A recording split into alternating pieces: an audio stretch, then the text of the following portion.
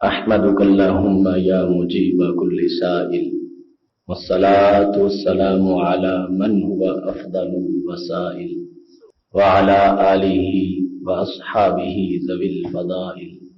اما بعد فاعوذ باللہ من الشیطان الرجیم بسم اللہ الرحمن الرحیم محمد رسول اللہ صدق اللہ العظیم وصدق رسوله النبی الکریم الامین ان اللہ وملائکتہ یصلون علی النبی یا ایھا الذین آمنوا صلوا علیہ وسلموا تسلیما الصلاۃ والسلام علیک یا سیدی یا رسول اللہ وعلی آلک واصحابک یا حبیب اللہ الصلاۃ والسلام علیک یا سیدی یا رسول اللہ وعلی آلک واصحابک یا حبیب اللہ مولاي صل وسلم دائما ابدا على حبيبك خير الخلق كلهم هو الحبيب الذي ترجى شفاعته لكل هول من الأهوال مقتحم يا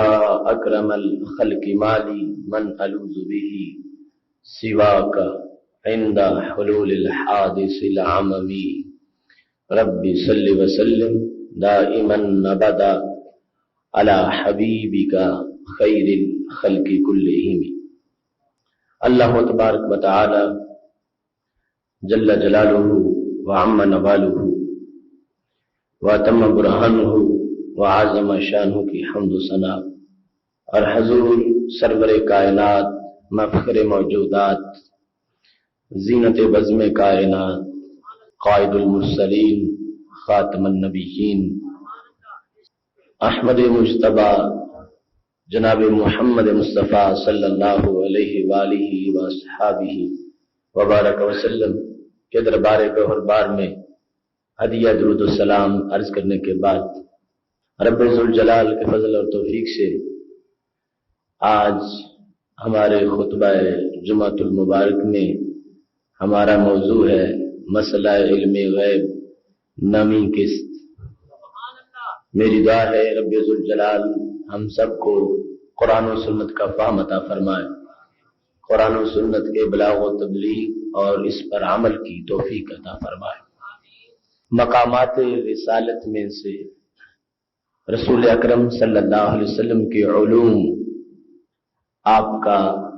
ایک مستقل منصب ہے، اور ان علوم کا ایک شعبہ امور غیب سے متعلق ہے جس کے بارے میں ہماری گفتگو کئی اقساط میں جاری ہے، اور آج اس موضوع کا یہ نواں حصہ ہے، اور انشاءاللہ تبارک و تعالی مزید اقساط ابھی آنے والی ہیں۔ رب ذوالجلال کا فضل ہے کہ اس نے ہمیں اپنے محبوب علیہ السلام کی شان بیان کرنے کے لیے منتخب کیا ہے، اور خالق کائنات جل جلالہ کا ہم پہ کرم ہے کہ اس نے ہمیں اپنی عظمت و کبریا کے تسلیم کرنے کے ساتھ ساتھ اپنے محبوب علیہ السلام کی تعظیم کو سن کر خوش ہونے کی سعادت عطا فرمائی ہے۔ محتشم سامعین حضرات، رسول اکرم نور مجسم شفیع معظم صلی اللہ علیہ وآلہ وسلم کے بارے میں حضرت ابو فراس جن کا تعلق بنی اسلم سے ہے فرماتے ہیں کہ ایک دن رسول اکرم صلی اللہ علیہ وسلم نے ہم سے یہ ارشاد فرمایا، قال ذات یوم سلونی عما شئتم، کہ مجھ سے جو بھی تم نے پوچھنا ہو وہ پوچھ لو۔ امام طبرانی نے معجم کبیر میں اس کو ان الفاظ سے روایت کیا ہے کہ رسول اکرم نور مجسم شفیع معظم صلی اللہ علیہ وسلم نے جب فرمایا سلونی عما شئتم، جس چیز کے بارے میں بھی تم نے مجھ سے سوال کرنا ہو وہ تم سوال کر سکتے ہو۔ صحابہ کرام علیہم رضوان سامنے موجود تھے، وہ عربی زبان و ادب کے ماہر بھی تھے اور رسول اکرم صلی اللہ علیہ وسلم کے مزاج شناس بھی تھے اور نبی اکرم صلی اللہ علیہ وسلم کے محاورہ اور اسلوب گفتگو کے رازدان بھی تھے۔ تو جس وقت نبی اکرم صلی اللہ علیہ وسلم نے فرمایا سلونی عما شئتم، کہ جس چیز کے بارے میں بھی تم نے پوچھنا ہے تم پوچھ سکتے ہو، تو صحابہ کرام علیہم رضوان نے اس موقع پر جو 3 سوال کیے، تینوں کا تعلق ہی علم غیب شریف کے ساتھ تھا۔ اور اس سے پتہ چلتا ہے کہ عمومی طور پر صحابہ کرام علیہم رضوان کے اندر یہ بات ہمہ جہت موجود تھی کہ رسول اکرم نور مجسم شفیع معظم صلی اللہ علیہ وسلم ہمارے لیے صرف بیان شریعت ہی نہیں کرتے، ہمارے لیے صرف مسائل کا اور احکام کا بیان ہی نہیں کرتے، بلکہ ہم جو مخفی اور چھپی ہوئی بات بھی پوچھنا چاہیں تو رسول اکرم صلی اللہ علیہ وسلم اس کا بھی جواب ارشاد فرماتے ہیں۔ لہذا پہلا جو سوال تھا وہ تھا من ابی یا رسول اللہ۔ ایک صحابی نے کہا یا رسول اللہ صلی اللہ علیہ وسلم میرے باپ کا نام کیا ہے؟ تو ان کا مقصد یہ تھا کہ حقیقی طور پر میں کس کی اولاد ہوں، اپنی والدہ کے ساتھ نکاح کا سوال نہیں تھا۔ وہ یہ سوال تو اور لوگ بھی اس کا جواب دے سکتے تھے، چھپی ہوئی بات یا پوچھی ابو کا فلان، رسول اکرم صلی اللہ علیہ وسلم نے ان کے باپ کا نام لے کر کہا کہ وہ تمہارے باپ ہیں۔ اور دوسرے مقام پر بخاری شریف میں جہاں اس کا ذکر ہے تو پتہ چلتا ہے کہ یہ سوال حضرت عبداللہ بن حذافہ سہمی رضی اللہ تعالی عنہ کا تھا کہ ان کے بارے میں لوگوں کو شک تھا اور ان کو ان کے نسب کے لحاظ سے اعتراض کیا جاتا تھا۔ انہوں نے پوچھا تو رسول اکرم صلی اللہ علیہ وسلم نے ان کے نسب کی صداقت کو بیان کیا اور فرما دیا کہ تم کسی طرح بھی تمہارے نسب پر کوئی غبار نہیں ہے، تم حلال زادے ہو اور تمہارے والد صاحب وہی ہیں حقیقی طور پر بھی جن کا تمہاری والدہ کے ساتھ نکاح موجود ہے۔ دوسرے نمبر پر ایک شخص بولا افل جنت انا، کیا میں جنتی ہوں؟ تو نبی اکرم نور مجسم شفیع معظم صلی اللہ علیہ وسلم نے برجستہ کہا انت فی الجنہ، تم جنتی ہو۔ تیسرے نمبر پر ایک شخص نے کہا افل جنت انا، کیا میں بھی جنتی ہوں؟ تو نبی اکرم صلی اللہ علیہ وسلم نے فرمایا فی النار، تم جہنمی ہو۔ تو رسول اکرم نور مجسم شفیع معظم صلی اللہ علیہ وسلم جب یہ فرما رہے تھے سلونی اما شئتم، جو پوچھنا ہے پوچھ لو، تو اس پر ماضی کی خبر بھی پوچھی گئی، مستقبل کی خبر بھی پوچھی گئی۔ جو پہلا سوال تھا اس کا تعلق ماضی کے ساتھ تھا اور جو بعد والے 2 سوال تھے ان کا تعلق مستقبل کے ساتھ تھا، اور مستقبل بھی قریب نہیں، مستقبل بعید کے ساتھ تھا۔ صرف وہ کل یا پرسوں کی خبر نہیں تھی، وہ کئی صدیوں کے بعد کے جو حقائق تھے ان کی خبر تھی۔ تو رسول اکرم صلی اللہ علیہ وسلم کے سوال سے جو صحابہ کرام علیہم رضوان نے سمجھا اور جس انداز پر انہوں نے سوال کیے تو پتہ چلا وہ یہ سمجھ رہے تھے کہ ہمارے نبی علیہ السلام نے ہمیں کھلی چھٹی دے دی اور کھلا اختیار دے دیا، چاہو تو روز اول سے لے کر ماضی کی خبر مجھ سے پوچھ لو اور چاہو تو ہمیشہ کے مستقبل کا بیان مجھ سے پوچھ لو۔ ماضی کی بات پوچھی گئی وہ بھی فی البدی نبی اکرم صلی اللہ علیہ وسلم نے برجستہ بیان کی ہے، اور جو مستقبل کی باتیں پوچھی گئی ہیں وہ بھی ہمارے نبی علیہ السلام نے فوراً بیان فرما دی ہے۔ دوسرے مقام پر بخاری شریف میں ہے رسول اکرم نور مجسم شفیع معظم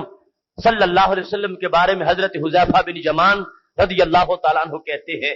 خطبنا رسول اللہ صلی اللہ علیہ وسلم خطبہ، ہمیں نبی اکرم صلی اللہ علیہ وسلم نے ایک خطبہ دیا، اور اس خطبے کے اندر کیا کچھ تھا؟ ذکر فیہا، نبی اکرم صلی اللہ علیہ وسلم نے اس میں ذکر کیا جو کچھ قیامت تک ہونے والا تھا، سب کچھ رسول اکرم صلی اللہ علیہ وسلم نے بیان کر دیا۔ عالمہ من عالمہ وجاہلہ من جاہلہ، دوسرے مقام پر حافظہ من حافظہ ونسیہ من نسیہ۔ وہ حضرت حذیفہ کہتے ہیں کہ رسول اکرم صلی اللہ علیہ وسلم نے جب بیان کیا تو کوئی چیز بھی آپ نے باقی نہیں رہنے دی، قیامت تک کا ہر مسئلہ آپ نے بیان کر دیا۔ یہ آگے لوگوں کے اپنے اپنے ظرف تھے، جس نے یاد رکھا جتنا یاد رکھا جو کچھ یاد رکھا اس نے یاد رکھا اور جو بھول گیا وہ بھول گیا، لیکن رسول اکرم صلی اللہ علیہ وسلم کے بیان کے اندر کوئی کمی نہیں تھی اور آپ نے قیامت تک کی ہر چیز کا بیان اس خطبے میں فرما دیا تھا۔ اور یہ بھی نبی اکرم صلی اللہ علیہ وسلم کا ایک خصوصی انداز ہے، ورنہ چند گھنٹوں کے خطبے کے اندر قیامت تک کی ہر چیز کا بیان کیسے ہو سکتا ہے؟ فرمایا اوتی تو جوامع الکلم، مجھے میرے رب نے جامع کلمات دیے ہیں، اور ان جامع کلمات کے اندر جو اللہ نے مجھے شان دی ہے، عام کسی خطیب کو تو کیا، عام کسی مقرر کو تو کیا، عام کسی انسان کو تو کیا، فرمایا کسی نبی کو بھی اللہ نے وہ انداز نہیں دیا جو مجھے انداز دیا ہے، اور یہ میرے خصائص میں سے ہے۔ اللہ نے مجھے ایسے کلام کرنے کی سعادت دی ہے اور گفتگو کا ایسا طریقہ دیا ہے کہ میں جامع کلمات بولتا ہوں، میرا ایک جملہ بھی قیامت تک کے معنی پر مشتمل ہوتا ہے اور اس کے معنی بیان کرنے سے ختم نہیں ہوتے۔ تو چونکہ انداز ایسا تھا، اگرچہ خطبے میں کئی مہینے نہیں لگے، وہ چند گھنٹوں کا خطبہ تھا، لیکن رسول اکرم نور مجسم شفیع معظم صلی اللہ علیہ وسلم نے اس انداز میں اس کے اندر بیان امور کر دیا ہے کہ حضرت حذیفہ رضی اللہ تعالیٰ عنہ کہتے ہیں نبی علیہ الصلوۃ والسلام نے قیامت تک کی ہر بات کا بیان ہمارے سامنے فرما دیا تھا۔ اس میں دوسرے مقام پر یہ بھی ہے، نماز ظہر کا وقت ہوا، ہمارے نبی علیہ السلام ظہر کے لیے اترے، نماز پڑھی، پھر ممبر پہ تشریف فرما ہو گئے، پھر عصر کا وقت ہو گیا، پھر اترے، عصر پڑھی اور پھر ممبر پہ تشریف فرما ہوئے، یعنی اس طرح کا طویل خطبہ تھا، اور اس کے اندر آپ نے اخبار کا ذکر کیا، آپ نے غیب کی امور کا ذکر کیا۔ یہ رسول اکرم صلی اللہ علیہ وسلم کی طرف سے جوامع کلمات کے ساتھ ایک تفصیل تھی، محبوب علیہ الصلوۃ والسلام بیان کرتے رہے اور لوگوں کو اس کے بارے میں اطلاع ملتی رہی۔ یہی حذیفہ بن یمان رضی اللہ تعالیٰ عنہ جو اس کے راوی ہیں، وہ اس بات کے ماہر بھی ہیں کہ حضرت عمر فاروق رضی اللہ تعالیٰ عنہ اس وقت تک کسی مشکوک بندے کا جنازہ نہیں پڑھتے تھے جب تک حضرت حذیفہ خبر نہیں دیتے تھے کہ اس کا ایمان اللہ تعالیٰ کے نبی علیہ السلام کے نزدیک صحیح تھا۔ اگر وہ اس بات کو کنفرم کر دیتے حضرت حذیفہ بن یمان تو پھر عمر فاروق جنازہ پڑھتے، اگر وہ کہتے کہ اس کے بارے میں منافقت کی خبر ہمارے نبی علیہ السلام نے دی تھی تو ہرگز امیر المومنین ان کا جنازہ نہ پڑھاتے۔ تو یہ ہے حافظہ من حافظہ، کہ جو موجود تھا اور جس نے اس میں تدبر کیا اور سوچا، اللہ تبارک و تعالیٰ نے اسے اسی طرح کا علم عطا فرما دیا۔ کیونکہ رسول پاک صلی اللہ علیہ وسلم کی گفتگو کو سن کے نتائج تک پہنچنا یہ ہر ایک کے بس کی بات نہیں۔ کوئی صرف ظاہری لفظ کا معنی سمجھ رہا ہے اور کوئی اس میں استدلال کرتا ہے، کوئی استنباط کرتا ہے، اور کوئی اس حد تک پہنچتا ہے کہ جہاں پورے مجمع میں سے ایک ہی پہنچ رہا تھا جب رسول اکرم صلی اللہ علیہ وسلم نے یہ تقریر کی تھی۔ صحیح بخاری میں ہے، فرمایا ان اللہ خیر عبدا، لوگوں اللہ نے اپنے بندے کو اختیار دے دیا ہے، اللہ نے اپنے بندے کو اختیار دے دیا ہے دنیا اور اپنی رفاقت کے لحاظ سے۔ جب خیر عبدہ کے الفاظ بولے ہیں، سیدنا صدیق اکبر رضی اللہ تعالیٰ عنہ نے رونا شروع کر دیا۔ سارے صحابہ تعجب کرنے لگے کہ کیا ہوا؟ ابو بکر صدیق رضی اللہ تعالیٰ عنہ کو ہمارے نبی علیہ السلام تو فرماتے ہیں ان اللہ خیر عبدہ، اللہ نے اپنے بندے کو اختیار دیا ہے، اس میں رونے کی بات کیا ہے؟ سب کو، تمام کو جس بات کی خبر نہیں تھی، سیدنا صدیق اکبر رضی اللہ تعالیٰ عنہ کا مزاج چونکہ مزاج نبوت سے بہت قریب تھا، آپ مانے تک پہنچ گئے تھے کہ صحابہ ہمارے نبی علیہ السلام اپنے وصال کی خبریں غیب دے رہے ہیں، لہذا ہر بات کی تہ تک جانا اور ان امور تک پہنچنا یہ پھر آگے خواص کا حصہ تھا۔ تو ہمارے نبی علیہ الصلوۃ والسلام نے سب کچھ بیان کیا، حافظہ من حافظہ، لفظوں کو یاد کرنا اور پھر ان کے معنی تک پہنچنا یہ بات کا کام تھا۔ محبوب علیہ الصلوۃ والسلام نے سب کچھ اپنے صحابہ کے سامنے کھول کے بیان فرما دیا۔ محتشم سامعین حضرات، کیا طریقہ ہے اور کیا انداز ہے رسول اکرم نور مجسم شفیع معظم صلی اللہ علیہ وسلم کے علوم غیب کا۔ جس وقت جنگ حنین کے لیے تشریف لے گئے تھے، ابو داؤد شریف میں ہے، ایک شخص آ کے رسول پاک صلی اللہ علیہ وسلم کو بتانے لگا کہ تم یہاں بیٹھے ہو، میں چند میل آگے سے ہو کے آیا ہوں، میں پہاڑی پہ چڑھا، اذن انا بحوازن، تو میں نے دیکھا کہ حوازن کا پورا قبیلہ علی بکرۃ ابیہم سارے اکٹھے ہو کے تمہاری طرف آ رہے ہیں۔ حوازن کے ساتھ یہ جنگ ہونی تھی حنین والی۔ تو اس شخص نے آ کے مطلع کیا اور اتنا بھرپور بیان تھا اس کا کہ میں نے ان کو دیکھا ہے، بیویاں بھی ساتھ ہیں، بچے بھی ساتھ ہیں، اونٹ بھی ہیں، بکریاں بھی ہیں، اور سارے حیوان بھی ساتھ ہیں، وہ اس انداز سے آ رہے ہیں کہ جب تک کوئی حتمی فیصلہ جنگ کا نہیں ہوگا وہ اپنے گھروں کو واپس نہیں لوٹیں گے۔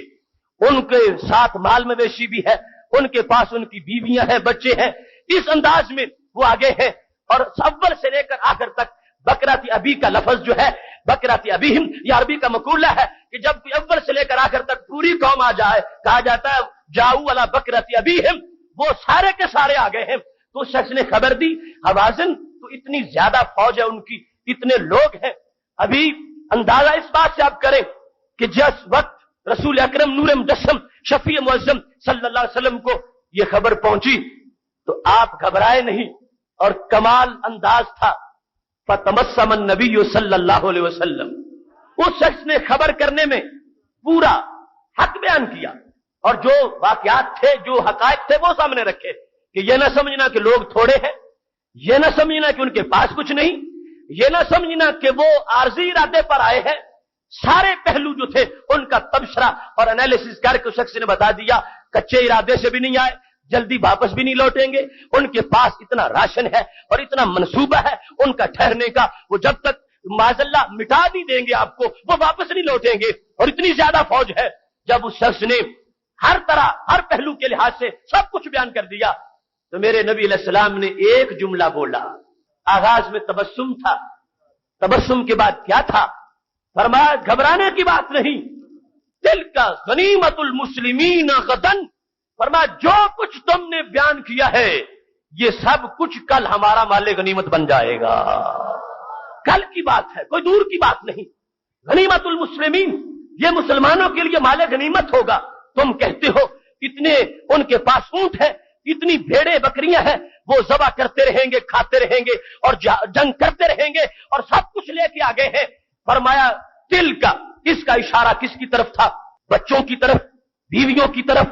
ان کی طرف، ان کی اموال کی طرف، اونٹوں کی طرف، ان کی بکریوں کی طرف۔ تو کیا ہوا؟ چشم فلک گواہ ہے، جس وقت حنین کی لڑائی ہوئی رسول اکرم نور مجسم شفیع معظم صلی اللہ علیہ وسلم کے شیر دل صحابہ اس انداز سے لڑے ہیں۔ حالانکہ یہ لوگ تیر اندازی میں بڑے ماہر تھے، حنین والے بڑے پکے ان کے نشانے تھے اور تابڑ توڑ حملے کر رہے تھے، مگر جب جنگ کا فیصلہ ہوا تو کیا تھا؟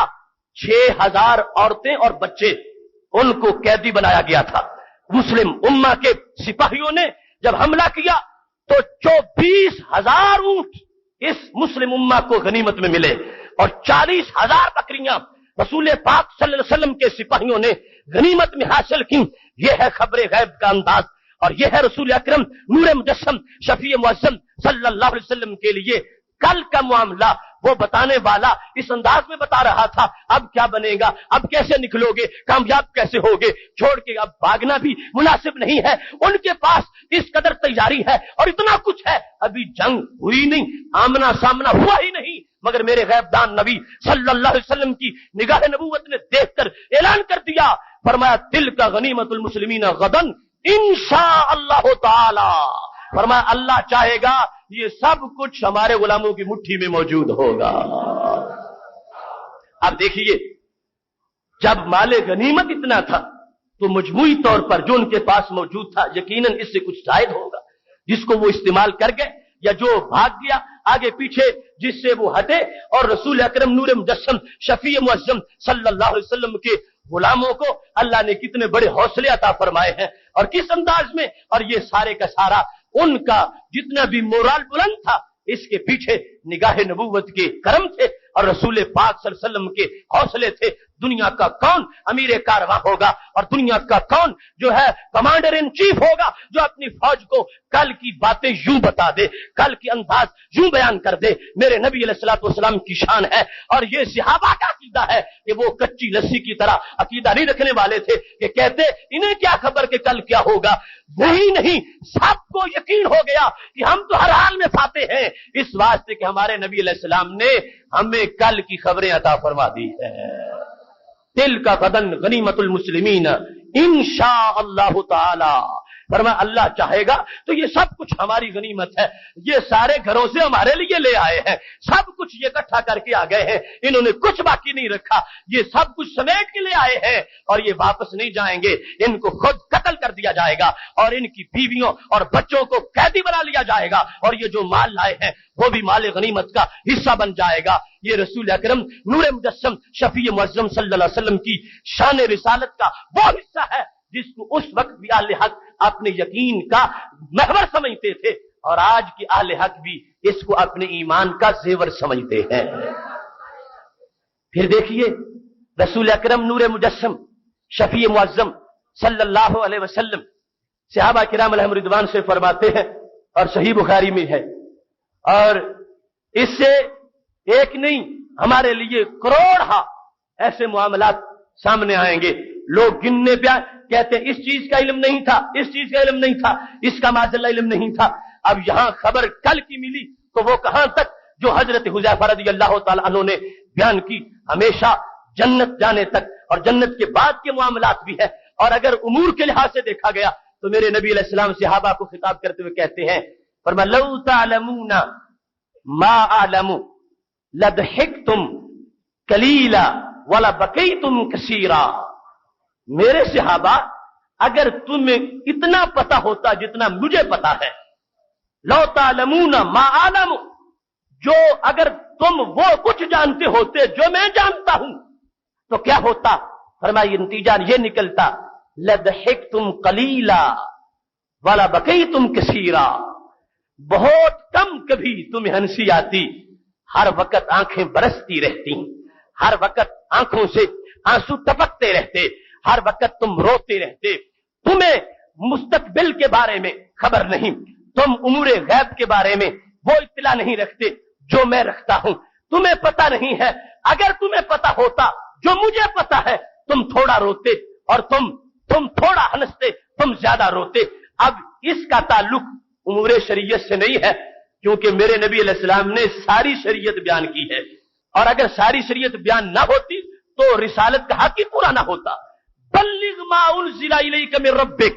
اے میرے نبی جو کچھ میں نے تجھے دیا سب کچھ صحابہ کو سکھا دو، سب کچھ پڑھا دو۔ تو رسول اکرم صلی اللہ علیہ وسلم نے جو بھی شریعت تھی وہ ساری بیان کر دیا صحابہ کو، تو پتا چلا یہاں اور کچھ ہے جس کے بارے میں فرمایا ہے صحابہ تمہیں وہ پتا نہیں جو مجھے پتا ہے، اور اگر تمہیں پتا چلتا تم تھوڑا ہنستے زیادہ روتے۔ تو یہ وہ غیب کے علوم تھے جن کے بارے میں نبی علیہ الصلوۃ والسلام نے فرما دیا کہ اللہ نے مجھے وہ خزانے بھی دیے ہیں صحابہ جو تمہاری نگاہوں سے غیب ہیں مگر میرے پاس موجود ہیں، اور ان میں سے اگر تمہیں پتا چل جاتا تو پھر ایسے وہ غیب کی باتیں ہیں اور ایسے وہ مناظر ہیں جہنم کے، اور ایسی وہ جنت کی باتیں ہیں، اور ایسے مستقبل کے فتن ہیں، اور ایسی وہ ہلاکتیں ہیں، اور ایسی کچھ جنگوں کی باتیں ہیں، اور ایسے قیامت تک کی حالات ہیں، اور ایسے مہالک ہیں، اور ایسی لوگوں کی چھپی ہوئی داستانیں ہیں۔ اگر تمہیں پتا چل جاتا تمہیں ہنسی کم آتی، رونا زیادہ آتا۔ یہ وہ فرمان ہے نبی علیہ السلام کا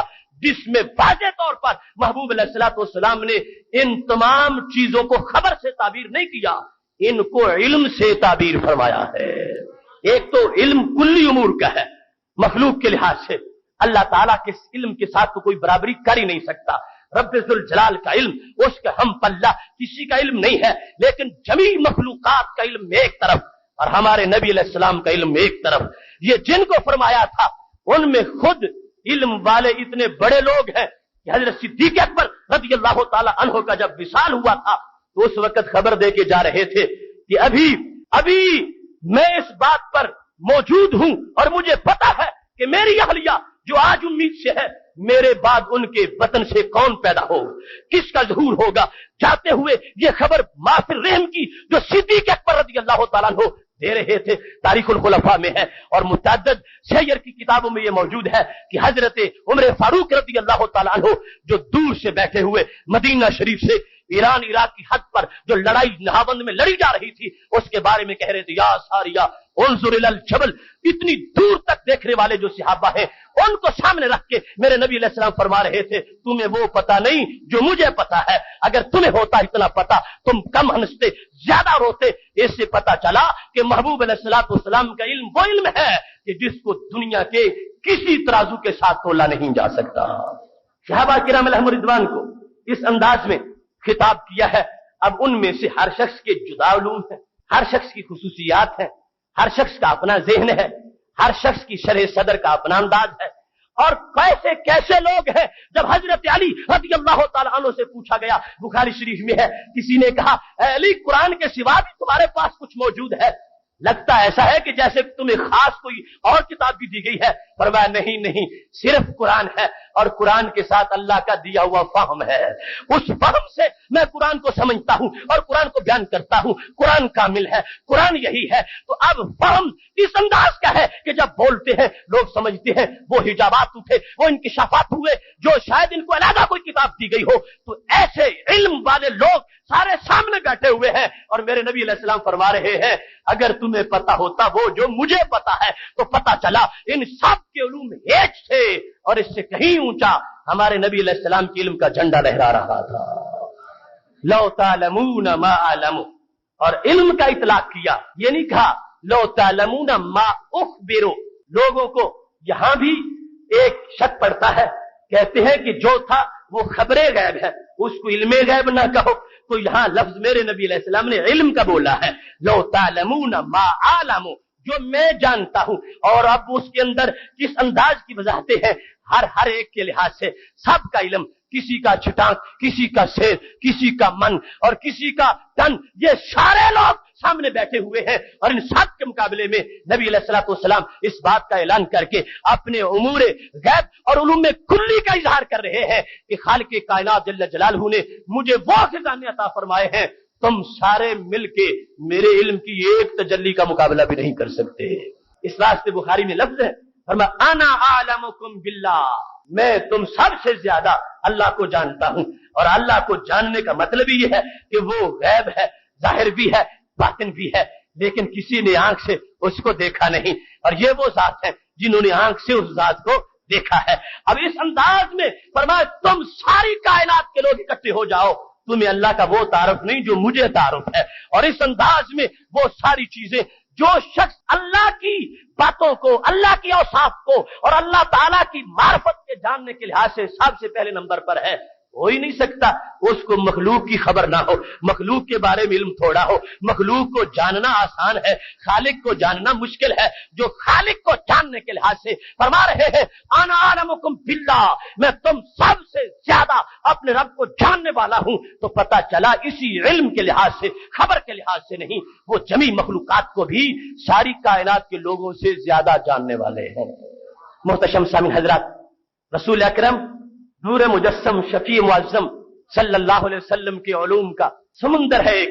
اگر ہم رب کعبہ کی قسم ہے اس موضوع کی 1000 قسطیں بھی بنائیں پھر بھی تھوڑی ہوں گی، اس واسطے کہ علم ایسا ہے، ہم جیسوں کو خبر کیا، ہم جو کچھ بھی بیان کریں گے ان کے سمندر جو علم کا ہے اس کا ایک قطرہ بھی نہیں قرار پائے گا۔ محبوب علیہ الصلوۃ والسلام کو اللہ تعالیٰ نے وہ شانیں عطا فرمائی ہے، وہ جس کی ذات کی تجلی اگر لکڑی پہ پڑ جائے، لکڑی کو بولنا بھی آ جائے، لکڑی کو چلنا پھرنا بھی آ جائے، لکڑی کو دیکھنا بھی آ جائے، لکڑی چمکنا بھی شروع کر دے۔ حضرت موسیٰ علیہ السلام کے ہاتھ کی لکڑی دور میں اس پر تجلی پڑی ہے، اور اس کو اتنے خزانے مل گئے ہیں، اور جو معراج کی رات اللہ کے قرب میں ثم دنا فتدلی کے قرب میں بیٹھے تھے، اور پوری ذات کے جلوے جن کے بدن پر پڑ رہے تھے، روح پر پڑ رہے تھے، دماغ پر پڑ رہے تھے، قلب پر پڑ رہے تھے، ان کے علوم کا اندازہ کون کر سکتا ہے؟ محتشم سامعین حضرات، دیکھیے بخاری شریف میں متعدد مقامات پر یہ حدیث موجود ہے، اور یہ حدیث اس کا صرف ایک حصہ یہاں بیان کروں گا، اس سے درجنوں اور مسائل بھی ثابت ہوتے ہیں کہ لوگوں کو جن مسئلوں میں الجھن ہے ہر مسئلہ اس سے سامنے آتا ہے۔ اس وقت صرف ایک پہلو اس کا بیان کرتا ہوں۔ جب نبی اکرم نور مجسم شفیع معظم صلی اللہ علیہ وسلم رات کے وقت ایک جنگ کی طرف جا رہے تھے، صحابہ کرام علیہم رضوان ساتھ ہیں، اور حضرت عامر بن نقوہ رضی اللہ تعالی عنہ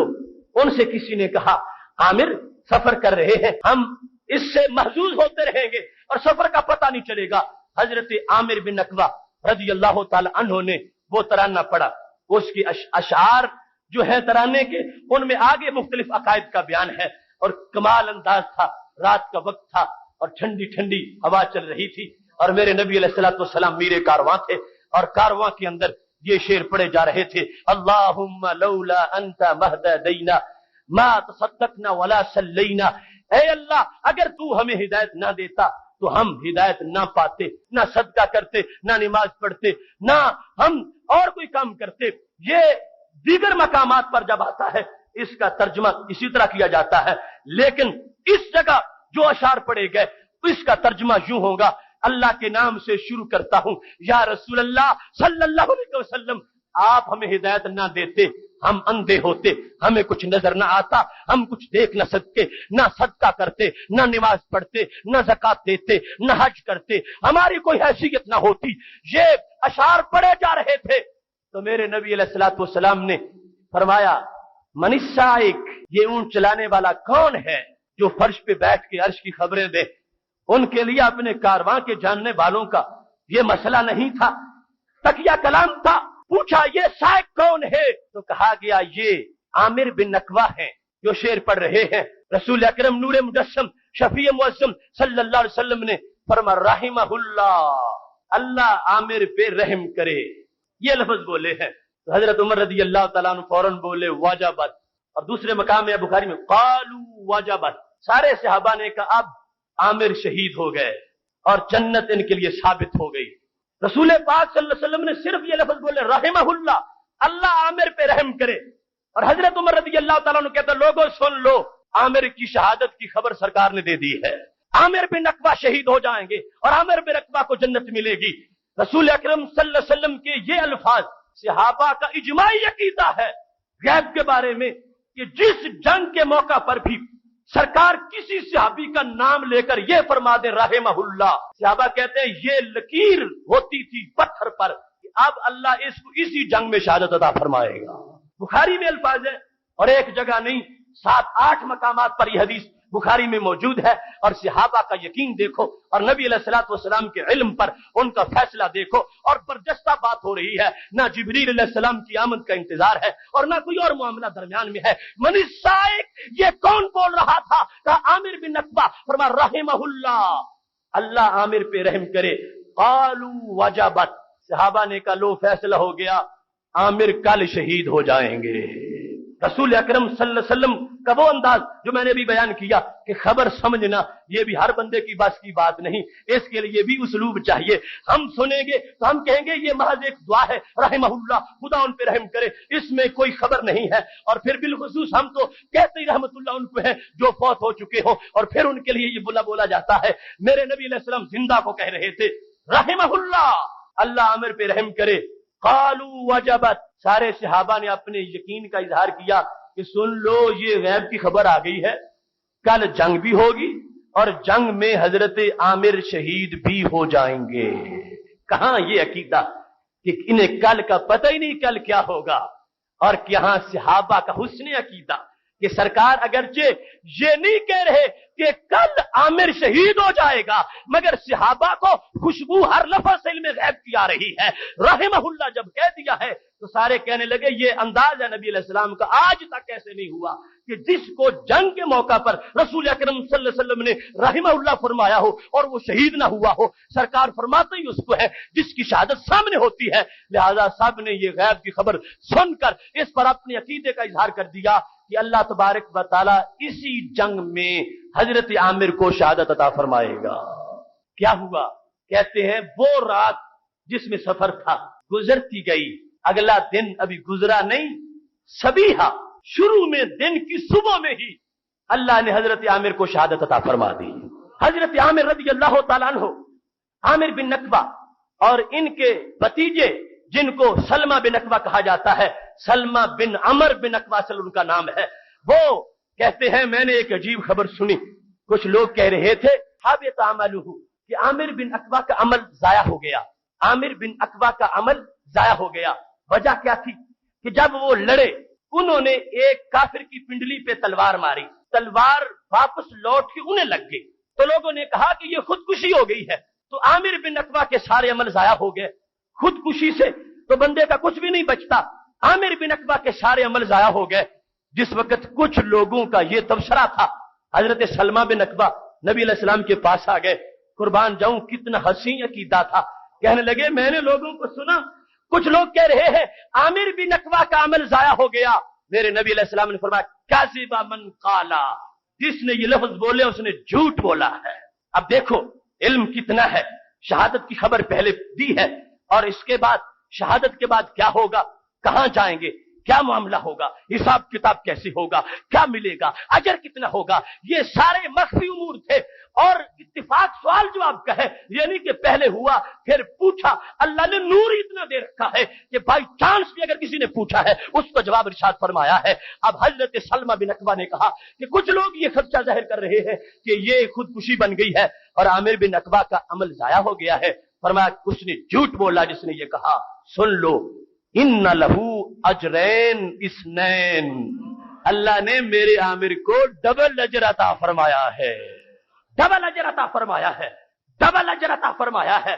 ڈبل اجر۔ اجر کے فیصلے اور اجر کے معاملات اللہ تعالیٰ کے فیصلے، اللہ تعالیٰ کی طرف سے اجر اس کے اختیار میں ہے، وہ دیتا ہے۔ لیکن نبی علیہ الصلوۃ والسلام کہاں تک جانتے ہیں شہادت کے بعد کے معاملات کو؟ یہ وہ محبوب علیہ السلام ہیں جنہوں نے دیکھا تھا حنین کے میدان میں ایک شخص کو تو جنگ سے پہلے کہہ دیا تھا یہ جہنمی ہے، لوگ اس کو جنتی کہہ رہے تھے، میرے نبی علیہ السلام نے فرمایا الی النار، اگرچہ تم اس کو شہید کہتے ہو مگر میں اس کو جہنمی کہتا ہوں، اور ثابت ہوا کہ وہ خودکشی کر کے مرا تھا، جہنمی بنا تھا۔ کتنا فرق ہے، ظاہر میں کچھ اور ہوتا ہے، باطن میں کچھ اور ہوتا ہے۔ جس کو ظاہر لوگ دیکھ کے جنتی کہہ رہے تھے، نگاہ نبوت نے اس کو جہنمی بتایا اور وہ جہنمی بنا، اور جس کے بارے میں کسی نے یہ کہہ دیا عمل ضائع ہو گیا، میرے نبی علیہ السلام نے فرمایا ضائع نہیں ہوا،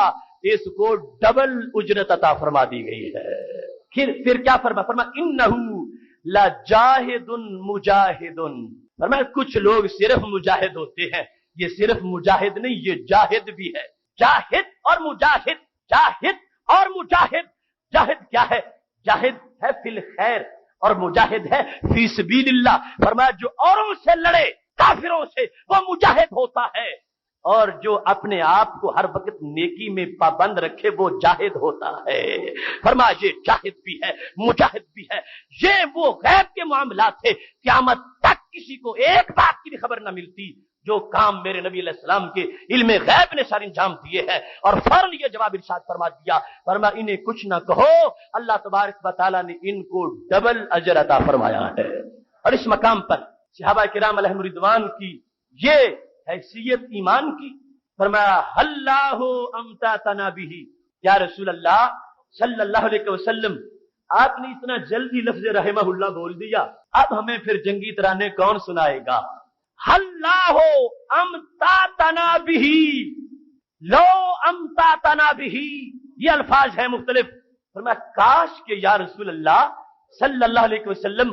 آپ عامر کو کچھ دیر اور زندہ رکھتے، آپ زندہ رکھتے۔ اللہ امتعتنا بہ،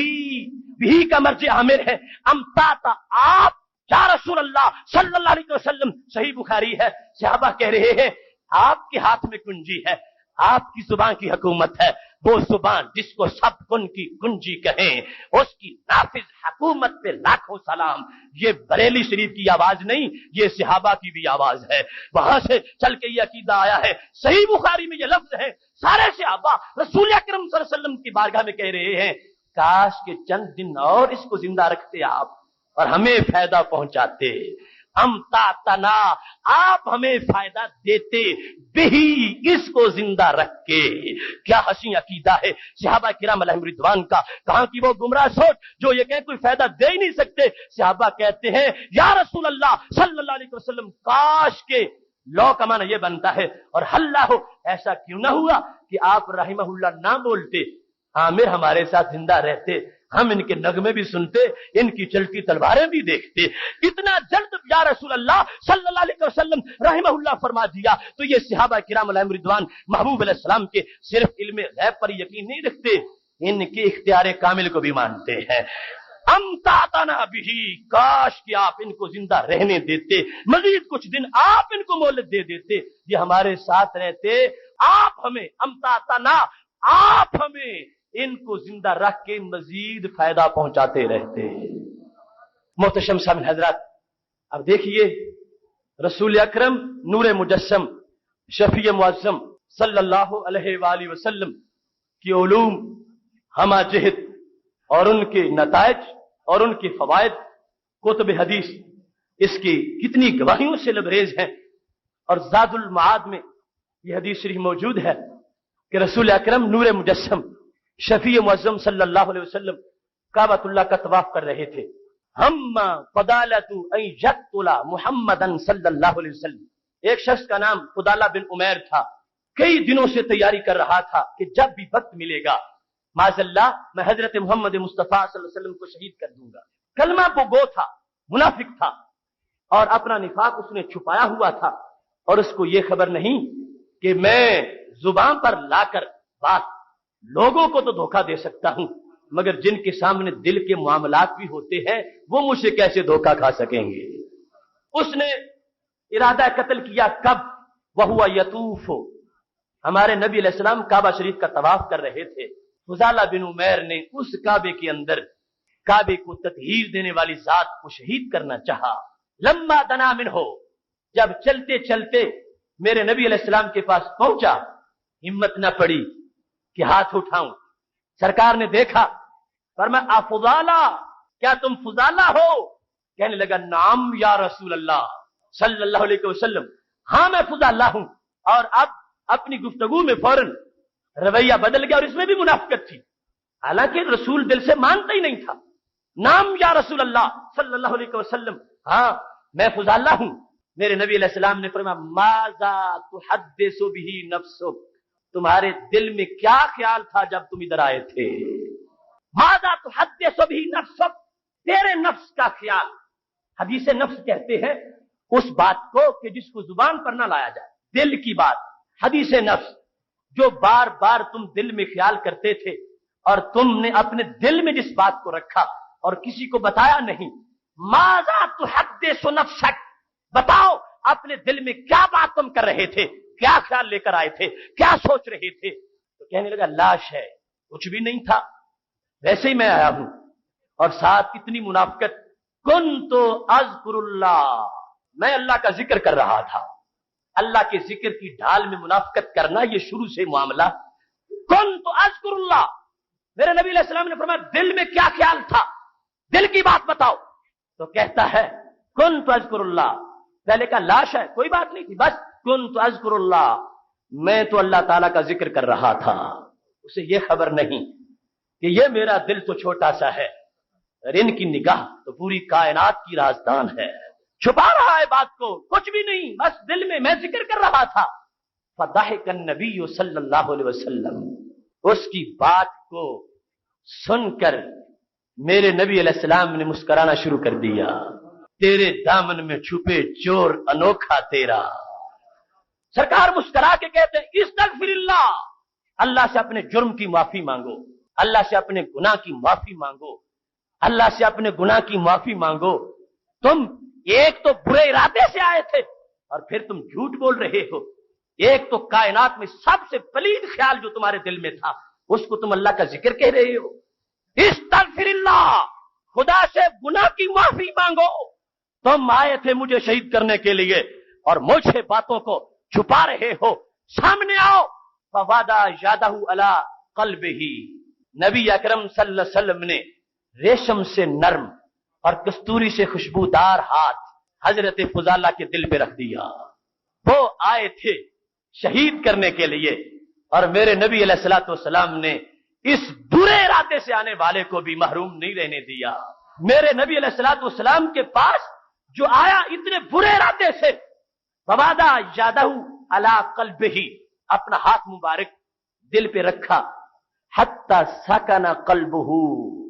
فضالہ کہتے ہیں اتنا سکون کبھی بھی نہیں آیا تھا جتنا سکون میرے دل کو میسر آ گیا۔ وہ فضالہ جو دہکتا انگارہ تھا، جس کے اندر خباثت کا لاوا ابھر رہا تھا، یہ میرے نبی علیہ السلام کی شان ہے، ایک قطرہ ان کی رحمت کا زہریلے سمندر میں پڑ جائے تو وہ میٹھا ہو جاتا ہے۔ ہاتھ رکھا ہے ان کے دل کے اوپر، وہ کہتے ہیں دل کو سکون آیا جیسے وادی سرور میں اتر آیا ہوں، وادی سرور میں آ گیا ہوں۔ وکان یقولو، اس کے بعد یہ جو معاملہ تھا وہ تو یہ سامنے آ گیا، آئے تھے تو دل زہریلا تھا، اب دل میٹھا بن چکا تھا، آئے تھے تو نحوست کی علامت تھے، اب وہ رحمت کا نشان بن چکے تھے،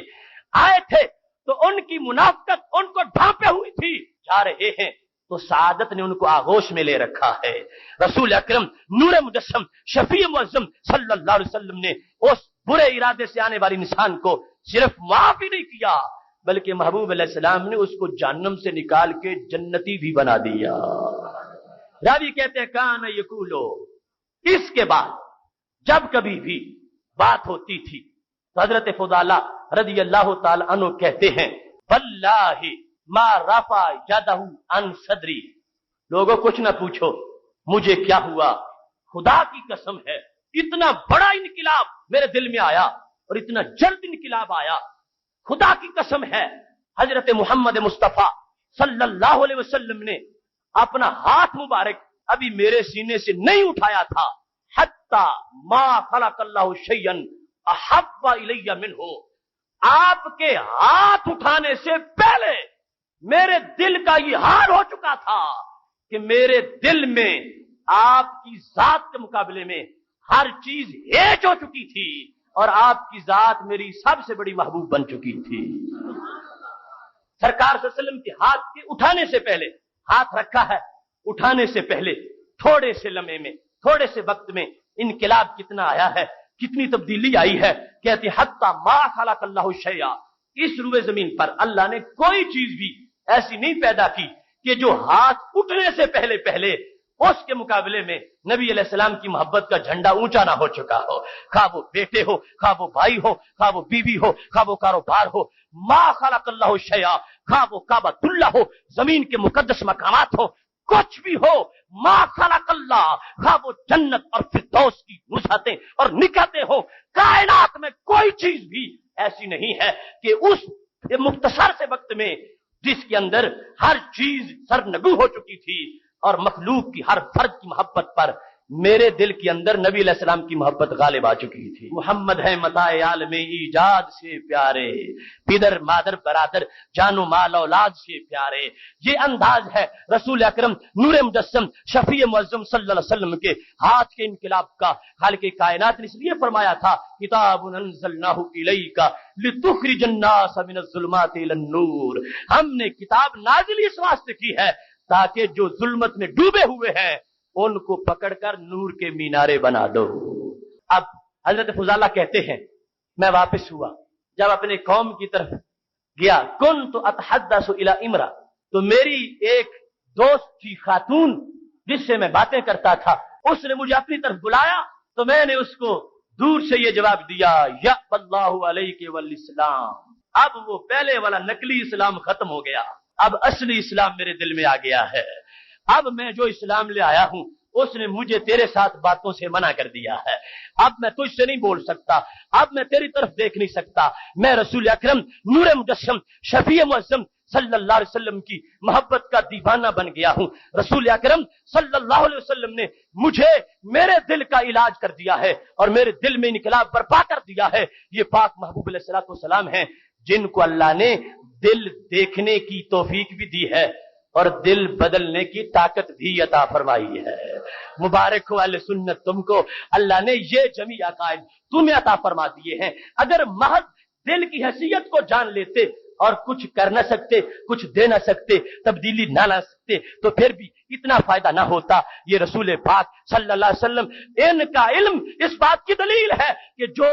معاشرے کے اندر لوگ کسی سے بھلا کرتے ہیں یا کسی کو کچھ دیتے ہیں وہ میرے نبی علیہ السلام کے حسن اور سرکار کی عطا کے کروڑویں حصے کا بھی مقابلہ نہیں کر سکتے۔ یہ جو بھی دے گا اپنی معلومات کے مطابق، اور سرکار جو دیتے ہیں اپنی معلومات کے مطابق۔ ان کی معلومات کا دائرہ چھوٹا ہے لہذا تھوڑوں کو دیتے ہیں، اور نبی علیہ الصلوۃ والسلام کی معلومات کا دائرہ وسیع ہے۔ اس کو شان رسالت کہا جاتا ہے۔ ایک وہ ہے جسے صرف ایک دکھی کا پتہ ہے، وہ اسی کا اس علاج کرے گا اور اسی کو کچھ دے گا۔ ایک وہ ہے جس کو 10 دکھی لوگوں کا پتہ ہے، اور ایک وہ ہے کہ جس کو خالق کائنات جل جلالہ نے جانے جہاں بنایا ہے۔ امتی کو کانٹا چبھے درد ان کو ہوتا ہے۔ اور پھر صرف یہی نہیں، انسانوں میں سے نہیں، اللہ تعالیٰ نے ان کو سب کا نبی بنایا ہے اور ہر ذرے کا علم بھی عطا فرمایا ہے۔ اس واسطے دل کو دیکھا تو دل کا علاج بھی فرما دیا۔ دل میں منافقت تھی اور دل میں جو خیال تھا اس خیال کی خبر دی ہے، اس خیال کے بارے میں مطلع فرما دیا ہے۔ اور ایسے ہی ہمیں علم غیب کی جو فضیلت ہے، لوگ اس کے بارے میں پوچھتے ہیں اس کا نبوت کے ساتھ تعلق کیا ہے، اس کا رسالت کے ساتھ تعلق کیا ہے، تو یہ دلائل اس لیے میں پیش کر رہا ہوں کہ یہ رسالت کا حصہ ہے۔ اگر نبی کو دل کی سیاہی کا پتہ نہیں چلے گا تو اس دل میں نور کیسے بھرے گا، اس دل کو منور کیسے کرے گا؟ خالق کائنات جل جلالہ نے یہ علم بھی دیے ہیں اور پھر نور دینے کا منصب پہلے ہی عطا فرما رکھا ہے۔ یہی وجہ تھی کہ جس وقت گزر رہے تھے، مر رسول اللہ صلی اللہ علیہ وسلم بقبرین فقال يعذبان، گزرتے گزرتے 2 قبروں کے پاس سے فرمایا ان دونوں کو تو عذاب ہو رہا، وما يعذبان فی کبیر، اور عذاب کسی کبیرہ گناہ کا نہیں ہو رہا۔ علم کا کتنا دخل ہے نبوت میں، علم غیب کا۔ سرکار گزر جاتے اور ان مکینوں کی خبر نہ ہوتی، وہ قیامت تک عذاب میں جھلستے رہتے۔ یہ میرے نبی علیہ السلام کی شان ہے، گزرتے ہوئے بتا دیا ان دونوں کو عذاب ہو رہا ہے، اور صرف بتایا ہی نہیں، ٹہنیاں لگا کر ان کے عذاب کو دور بھی فرما دیا ہے۔ جب ٹہنیاں لگائی ہیں، بخاری میں ہے، صحابہ نے پوچھا لما صنعت ھذا، یہ کیوں کیا؟ فرمایا لعلہ ان یخفف عنہما ما لم یبسا، فرمایا یہ ٹہنیاں جب تک ہری بھری رہیں گی یہ عذاب سے بچے رہیں گے۔ اور یہ آگے لانا معاملہ ہے کہ جس ٹہنی کو سرکار کے ہاتھ لگے کیا وہ خشک ہوتی ہے یا ہری ہی رہتی ہے؟ یہ عذاب چلا رہے گا۔ اور یہ انداز ہے میرے محبوب علیہ الصلوۃ والسلام کا، اور یہ اس طرح ٹہنیوں کا ہرا بھرا رہنا یہ آپ کی خصوصیت ہے، لیکن یوں ٹہنیاں لگانا یہ تو سب کو اس سنت سے پیدا پہنچے گا۔ بخاری بھی ہے، صحابہ کرام نے وصیتیں کی، صحابی وصیت کر رہے تھے جب میں چلا جاؤں گا میری قبر پہ بھی ٹہنیاں لگانا، کیونکہ اس کی وجہ سے اندر کے معاملات آسان ہو جائیں گے۔ یہ علم ہے، اور یہ علم کیا نبوت سے ریلیشن شپ ہے، یہ ضابطہ رابطہ اور تعلق ہے نبوت کے ساتھ ان علوم کا۔ رسول پاک صلی اللہ علیہ وسلم نے صرف یہ نہیں بتایا ان کو عذاب ہو رہا ہے، یہ بھی بتایا کس وجہ سے ہو رہا ہے، یہ بھی علم کا حصہ تھا۔ اور اب شریعت اور علم غیب کا کتنا مضبوط تعلق ہے، حصہ کس لحاظ سے ہے؟ فرمایا ان میں سے کان احدہما یمشی بالنمیمہ، ایک چغل خور تھا، اور دوسرا کون تھا؟ فرمایا دوسرا پیشاب کی چھینٹوں سے نہیں بچتا تھا۔ کبیرہ گناہ ان کا نہیں، پتہ چلا صرف ان کا ہی پتہ نہیں، ان کے نامہ اعمال کا بھی پتہ ہے، معلومات ہے۔ فرمایا یہ وہ کام ہے۔ تو اب یہ خبریں غیب تھی اور قیامت تک کے لیے درس شریعت بھی بن گیا کہ لوگوں پیشاب کی چھینٹوں سے بچا کرو، کیونکہ اس وجہ سے بھی عذاب قبر میں ہو سکتا ہے، اور چغل خور نہ بنو، اس وجہ سے بھی عذاب قبر میں ہو سکتا ہے۔ وہ لوگ عقل کے کس حصے کے مالک ہیں جو یہ کہہ دے کہ امور اور علوم غیب کا کوئی شریعت سے تعلق ہی نہیں ہے اور یہ نبی کی کوئی شان ہی نہیں ہے، جبکہ ہم جس جہت میں دیکھتے ہیں پتہ چلتا ہے بڑا قریب کا تعلق ہے، اور اس کی وجہ سے دونوں جہاں میں امت کو سعادتیں حصے میں آئی ہیں۔ رسول اکرم نور مجسم شفیع معظم صلی اللہ علیہ وسلم کے علوم نے، علم غیب نے جو درس دیے اس کا اس سے بھی پتہ چلتا ہے۔ آخری بات اس موضوع کی اس وقت ختم کرتا ہوں۔ میرے نبی علیہ السلام کے ایک غلام تھے مدعم، جن کو کہا جاتا تھا مدعم، وہ جب شہید ہوئے خیبر کے بعد وادی قرا میں آئے ہوئے تھے تو ان کو ایک گمنام تیر لگا، پتہ نہیں کس نے مارا تھا، وہ شہید ہو گئے۔ جب شہید ہو گئے لوگوں نے کہا ہنی اللہ الجنہ، ان کو جنت کی مبارکباد ہو۔ ظاہر تو یہی تھا کہ جب تیر لگا وہ شہید ہو گئے تو جنتی ہے، لیکن میرے نبی علیہ السلام نے فرمایا والذی نفسی بیدہ، مجھے اس ذات کی قسم ہے جس کے قبضہ میں میری جان ہے۔ صحیح بخاری شریف میں یہ الفاظ ہیں، مجھے اس ذات کی قسم ہے جس کے قبضہ میں میری جان ہے، ان الشملۃ التي اخذها یوم خیبر قبل ان اصابتها المقاسم لتشتعل علیہ نارا۔ فرمایا مجھے اس ذات کی قسم ہے جس کے قبضہ میں میری جان ہے، وہ چادر جو اس نے خیبر کی غنیمتوں میں سے